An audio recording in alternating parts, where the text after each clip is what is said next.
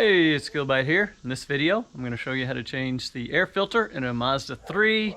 This is a 2013. Really simple. Move your clamps over. You'll see it slides in on this side, front and back. You're just going to lift and it should pull. This wire is going to get in the way. Look, that air filter looks brand new. From the top, if you're gonna check your filter, you gotta pull it all the way out. Because there it is on the back side. And that's pretty nasty. And you can hold it up to the sun.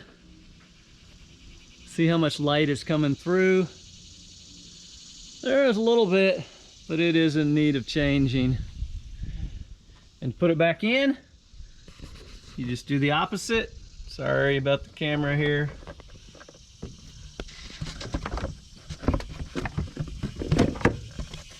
Slide the filter in, make sure it's flat in the right direction. Then over here on the side, just make sure you got the tabs in. Push down on this right side.